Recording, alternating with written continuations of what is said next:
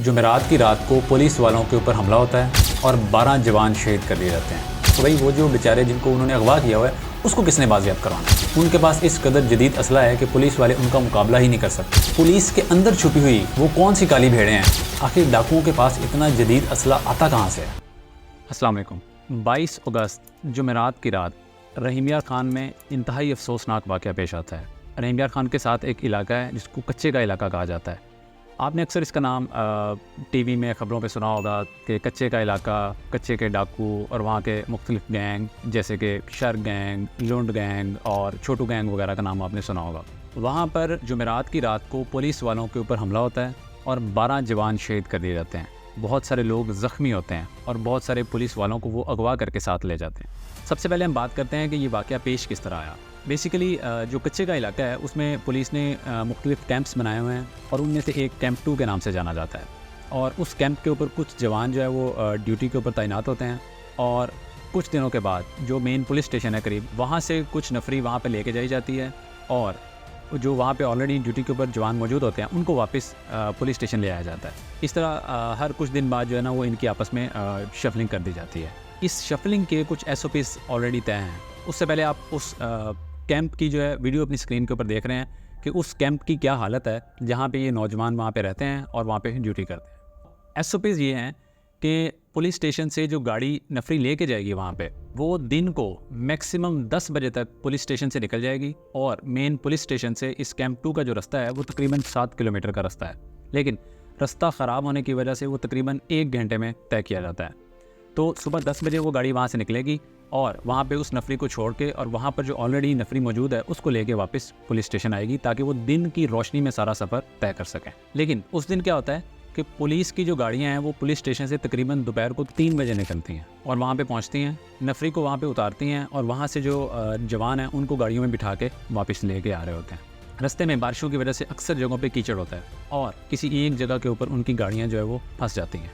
नौजवान उनको धक्का वगैरह लगाने की कोशिश करते हैं लेकिन वो गाड़ियाँ निकालने में कामयाब नहीं हो पाते और वहाँ पे मोबाइल के प्रॉपर सिग्नल्स आते हैं, सारा कुछ आ रहा होता है। वो पीछे इतला देते हैं कि हमारी गाड़ियाँ यहाँ पे फंस गई हैं, हमारी मदद की जाए, लेकिन कोई भी पीछे से उनकी मदद को नहीं पहुँचता। और जवान जो है वहाँ पे बैठ के आपस में वीडियोस बना रहे हैं, एक दूसरे के साथ मजाक कर रहे हैं और उसमें इवन के शहादत की बातें भी कर रहे हैं। लेकिन जैसे जैसे अंधेरा छाता है उनको खौफ यकीन में बदलने लगता है और एक और वीडियो में देखा जा सकता है कि वो आपस में बात कर रहे होते हैं कि शायद ये आज हमारी आखिरी वीडियो हो। SOPs के अकॉर्डिंग जब ये गाड़ियाँ पुलिस स्टेशन से उस कैंप 2 तक जाएंगी तो बेसिकली जिन जवानों को वहाँ तक लेके जाएंगी सब ने बुलेट प्रूफ जैकेट्स पहनी होंगी, सर के ऊपर हेलमेट्स पहने होंगे, सबके पास गन्स होंगी विद एक्स्ट्रा मैगजीन और इनके आगे पीछे एलीट की सिक्योरिटी की गाड़ियाँ होंगी और ये वहाँ तक जाएंगे। और जब ये वहाँ पे जवानों को उतारेंगे और जिन जवानों को ये वापस लेके आएंगे तो एग्जैक्टली यही सारी किट्स जो हैं वो जवान पहनेंगे, यानी कि हेलमेट, बुलेट प्रूफ जैकेट्स, ये सारा कुछ वो पहनेंगे और वापस आएंगे। लेकिन वीडियो में देखा जा सकता है कि ऐसी कोई चीज़ मौजूद नहीं है। इसको किसने मेक श्योर करना था? वहाँ के SHOs या जो भी उनकी लीडरशिप थी उसने ये मेक श्योर करना था कि इनकी सेफ मोमेंट हो सके। रात का अंधेरा छा जाता है और डाकू जो है वो उसके ऊपर हमला कर देते हैं जिसके नतीजे में 12 नौजवान शहीद कर दिए जाते हैं, बहुत सारे ज़ख्मी कर दिए जाते हैं और बहुत सारों को वो अगवा करके साथ ले जाते हैं। वहाँ के जो डाकू हैं वो हमले से पहले अपनी बनाई गई एक वीडियो भी रिलीज़ करते हैं और उनमें से उन्होंने जो जवान अगवा किए हुए हैं उनमें से भी एक की वीडियो का रिलीज़ कर देते हैं जिसमें वो बेचारा हाथ जोड़ के दरख्वास्त कर रहा था कि मेरी जान बचाई जाए, मुझे यहाँ से बाजियाब करवाया जाए। लेकिन हमारे IG साहब आते हैं और 2-4 बयान दे के वापस चले जाते हैं। हमारी CM साहिबा आती हैं, ज़ख्मियों को 2-4 गुलदस्ते पेश करती हैं और वापस चली जाती हैं। तो भाई वो जो बेचारे जिनको उन्होंने अगवा किया हुआ है उसको किसने बाजियाब करवाना है? ये सब कोई नया मसला नहीं है। आपको याद होगा कि कुछ साल पहले वहाँ पर एक छोटू गैंग ने पुलिस की नाक में दम कर रखा था। वो आए दिन पुलिस वालों के ऊपर फायरिंग करते थे, जवानों को शहीद कर देते थे, उनको अगवा करके ले जाते थे। पुलिस ने बहुत बार उनके खिलाफ ऑपरेशन करने की कोशिश की लेकिन हर बार नाकाम रहे। उनके पास इस कदर जदीद असला है कि पुलिस वाले उनका मुकाबला ही नहीं कर सकते। फिर आखिरकार आर्मी की मदद से वहाँ पे एक ऑपरेशन किया जाता है जिसके नतीजे में छोटू गैंग अपने सरबरा गुलाम रसूल और छोटू समेत अरेस्ट किया जाता है। लेकिन उसके बाद ये सिलसिला फिर भी रुकता नहीं है, वहाँ पे मज़ीद गैंग्स पैदा हो जाते हैं। आए दिन वहाँ पे पुलिस के ऊपर फायरिंग और पुलिस की शहादतों की खबर आ जाती है। आए दिन पुलिस ये बता रही होती है कि वहाँ पे कच्चे के इलाके में ऑपरेशन किया जा रहा है लेकिन जिसका नतीजा कुछ नहीं निकलता। आखिर ये गैंग्स वहाँ पर ही पैदा क्यों होते हैं? आखिर डाकुओं के पास इतना जदीद असला आता कहाँ से है? लोगों के जहनों में बहुत सारे सवाल हैं लेकिन स्टेट उनका जवाब नहीं दे रही। फॉर एग्जांपल कि वो पुलिस वाले जिनकी वहाँ पे ड्यूटी होती है उनके आने जाने के लिए एक सेफ मूवमेंट का इंतजाम क्यों नहीं किया गया? उनको बख्तरबंद गाड़ियाँ क्यों नहीं दी गई? जब पता है कि रास्ता ख़राब है तो उनको 4x4 गाड़ियाँ क्यों नहीं दी गई? उनके आने जाने के लिए जो SOPs तय हैं उन SOPs के ऊपर अमल दरामद क्यों नहीं किया गया? पुलिस के अंदर छुपी हुई वो कौन सी काली भेड़ें हैं जो इस तरह की मूवमेंट्स की मुखबरी करती हैं डाकुओं को? और वहाँ के वडेरे कौन हैं जो इन डाकुओं की पुश्तपनाही करते हैं? पुलिस की जो हाई कमांड है, स्पेशली IG साहब, लोगों के जहन में सवाल है कि आप जो सियासी पकड़ दकड़ है उसके ऊपर तो आप पूरे ज़ोरों शोर से काम करते हैं, लेकिन जो असल काम है आपका करने वाला वो आप कर नहीं रहे। अगर आपके बस की बात नहीं है, आपके पास वो जदीद वेपन्स नहीं हैं, आप उन डाकुओं का मुकाबला करने की सलाहियत नहीं रखते, तो आप ये मामला सियासी लीडरशिप के सामने उठाएं, बाकी फोर्सेस को साथ मिलाएं, रेंजर्स है, आर्मी है, उनको मिला के एक बड़ा ग्रैंड ऑपरेशन करें और हमेशा के लिए इस इलाके को क्लियर कर दें। भाई ये पाकिस्तान का इलाका है, ये पंजाब का इलाका है, ये कोई अफगानिस्तान का बॉर्डर नहीं है जो आपसे क्लियर नहीं हो रहा। लोगों के जहन में तो ये भी सवाल आता है कि क्या कहीं किसी सियासी लोगों के मुफादात तो शामिल नहीं है इसके अंदर? बल्कि अभी मेरी एक दोस्त से बात हो रही थी, उसने बड़ा अच्छा पॉइंट रेज किया कि स्टेट इनको बार बार डाकू क्यों कह रही है? आम बंदे से तो एक पिस्तौल बरामद हो जाए तो उसके ऊपर दहशतगर्दी का पर्चा दे दिया जाता है, और ये आए दिन दर्जनों के हिसाब से बंदे मार रहे हैं और खुलेआम मार रहे हैं, और स्टेट उनको दहशतगर्द क्यों नहीं करार दे रही? भाई उनको दहशतगर्द डिक्लेयर करें और उनके खिलाफ एक ग्रैंड ऑपरेशन करें। आर्मी ने ज़रबे अज़ब जैसे बड़े बड़े ऑपरेशन किए हैं, तो ये कच्चे का इलाका क्या चीज़ है? यहाँ पर भी एक दफ़ा ग्रैंड ऑपरेशन करें। वहाँ पर अभी भी नो गो एरियाज़ हैं जहाँ पे स्टेट की रेट कायम नहीं है, उसको क्लियर क्यों नहीं करवा रहे?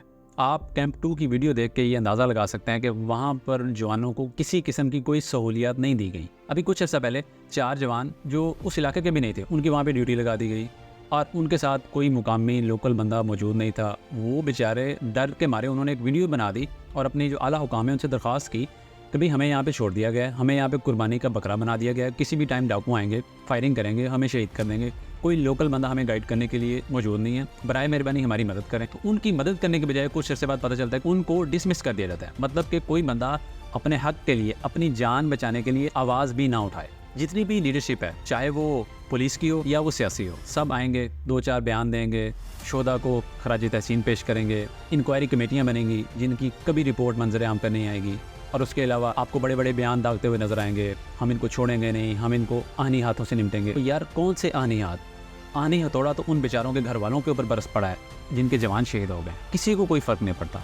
फ़र्क पड़ेगा तो सिर्फ उन पुलिस वालों के घर वालों को, उन खवातीन को जो बेवा हो गई, उन बच्चों को जो यतीम हो गए हैं, उन माँ बाप को जिन्होंने अपने जवान बच्चे खो दिए हैं। गम और परेशानी हमेशा के लिए उनका मुकद्दर बन के रह गई है।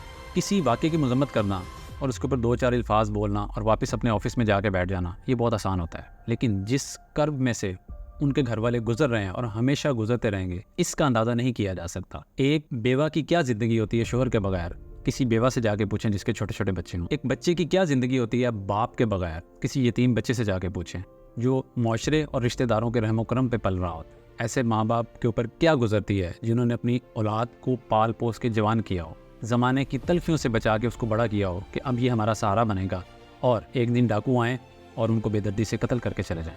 हमारी स्टेट और लीडरशिप एसी वाले कमरों में बैठ के और बुलेट प्रूफ गाड़ियों में घूम के इस दुख और कर्म का कभी अंदाज़ा नहीं कर सकते, क्योंकि कुर्बानियाँ हमेशा लोअर रैंक्स के लोग देते हैं, गरीब लोग देते हैं। आपको कांस्टेबल, हवलदार, SHO, सब इंस्पेक्टर्स, ये लोग शहीद होते नजर आएंगे, और अपर रैंक के लोग आपको हमेशा फ्री की सहूलियात और प्रोटोकॉल को एंजॉय करते नजर आएंगे। और अगर सियासी लीडरशिप की बात की जाए तो अव्वल तो वो हर लिहाज से सेफ होते हैं, लेकिन अगर खुदा न खास्ता उनके साथ कोई हादसा पेश आ जाए तो उनका तो ये हिसाब है कि उनका जिंदा लाख का और मरा 1.25 लाख का। क्यों? क्योंकि उन्होंने उसके नाम के ऊपर सियासत करनी होती है, उसके नाम के ऊपर आपकी आने वाली नस्लों से वोट मांगने होते हैं और आपकी आने वाली नस्लों के ऊपर हुकूमत करनी होती है।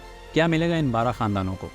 उनके बीवी, बच्चे, माँ बाप सब हमेशा के लिए रुल गए हैं। अच्छी ज़िंदगी, अच्छी तालीम, अच्छे मुस्तकबिल, उनका हर एक ख्वाब एक लम्हे में चिकनाचूर हो गया। क्या स्टेट उनके ये ख्वाब पूरे करेगी? नहीं। सिर्फ वादे होंगे, बातें होंगी, बयानात होंगे मीडिया की हद तक, लेकिन इनका कोई पुरसाने हाल नहीं होगा। पंजाब की CM मरीम साहिबा, अगर आपको टिकटॉक वीडियोस बनाने से फुर्सत मिल गई हो तो बराए मेहरबानी इधर भी तवज्जो कर लें, इन लोगों को भी कोई इंसाफ दिला दें। ये भी पंजाब का, आपके सूबे का हिस्सा है, कोई अफगानिस्तान का हिस्सा नहीं है। और पंजाब के IG साहब, अगर आपको चाहत फ़तेह अली खान के साथ वीडियोस बनाने और उनको रिवॉर्ड्स देने से फुर्सत मिल गई हो तो बराए मेहरबानी इन शहीदों को जो है वो कोई इंसाफ दिला दें। आप अंदाज़ा करें कि पाकिस्तान के एक बड़े सूबे पंजाब के IG की प्रायोरिटीज़ चेक करें कि जैसे उन्होंने पूरे सूबे के अंदर इंसाफ कायम कर दिया है, किसी किस्म की कोई चोरी चकारी डकैती हर मसला हल हो चुका है, कोई मजलूम जो है वो बाकी नहीं बचा, हर एक को इंसाफ मिल चुका है, तो बिल्कुल अपने काम से फ्री हैं। तो उन्होंने सोचा कि चलें यार चाहत फ़तेह अली खान के साथ कोई वीडियो बनाते हैं, उनको कोई रिवॉर्ड वगैरह देते हैं। इंतहाई अफसोस का मुकाम है। और सीएम साहिबा, अगर आपको अपने सियासी मुखालफिन को कुचलने से वक्त मिल गया हो, फुर्सत मिल गई हो, तो बराए मेहरबानी इधर भी तवज्जो कर लें। पाकिस्तान के अंदर हर बड़ा ओहदा सिर्फ़ और सिर्फ सियासी होता है। उसका एक ही मकसद होता है कि अपने सियासी जो हामी हैं उनको रिलीफ देना और जो सियासी मुखालिफ हैं उनको कुचलना। जब तक निज़ाम नहीं ठीक होगा, इस तरह के मज़ीद गैंग्स आए दिन पैदा होते रहेंगे और हम अपने शोहदा की लाशें उठाते रहेंगे, ख़वातीन बेवा होती रहेंगी, माँ बाप अपने जवान बच्चे खोते रहेंगे और आए दिन बच्चे यतीम होते रहेंगे। क्यों? क्योंकि स्टेट हम सबको समझते ही यतीम है।